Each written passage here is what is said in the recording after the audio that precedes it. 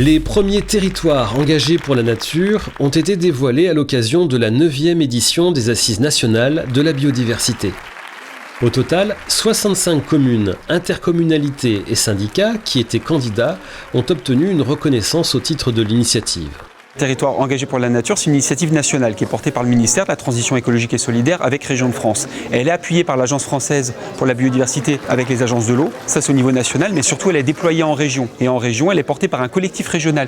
L'idée de Territoire engagé pour la nature, c'est de mobiliser un maximum de collectivités. C'est ça que nous nous sommes dit, 36 000 communes en France, comment y arriver?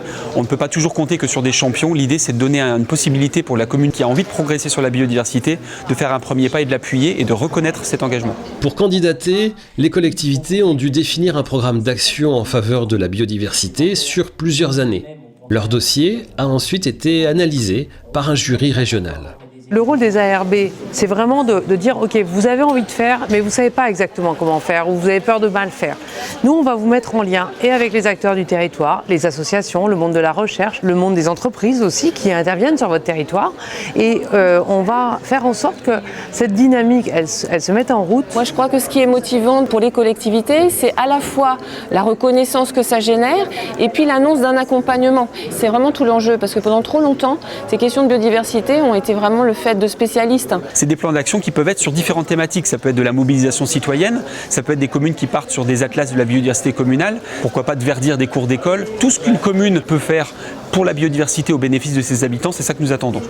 Qu'elle soit urbaine ou rurale, déjà initiée ou débutante en matière de biodiversité, toutes les communes, intercommunalités et syndicats peuvent s'engager. Champlan à 17 km de Paris, en gros dans les années 65-70, il y a eu vraiment un grand Big Bang, notamment l'échangeur A6, A10, qui a complètement ceinturé la commune sur 3 des 4 côtés. Donc l'idée c'était de recoudre le territoire, essayer de planter des arbres partout pour cacher l'effet tranché des routes, l'effet tranché des voies ferrées et pour réintroduire ce qu'on appelle les essences indigènes locales au niveau des végétaux. Les arbres, les arbustes de la région Île-de-France. Dans le cadre de la protection de la biodiversité, on travaille en collaboration avec les agriculteurs pour qu'ils arrivent à travailler autrement leurs champs.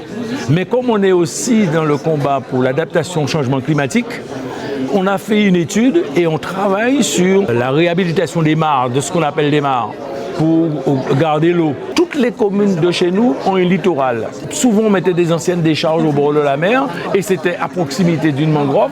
Donc, on a fermé les anciennes décharges pour que la mangrove reprenne sa place. Pour protéger d'ailleurs la population, le littoral contre les raz-de-marée éventuels en cas de cyclone, etc. L'initiative Territoire engagé pour la nature est ouverte actuellement dans 6 régions et sera déployée dans 9 autres régions dans les prochains mois. Son ambition, avoir près de 1000 collectivités reconnues d'ici 2022.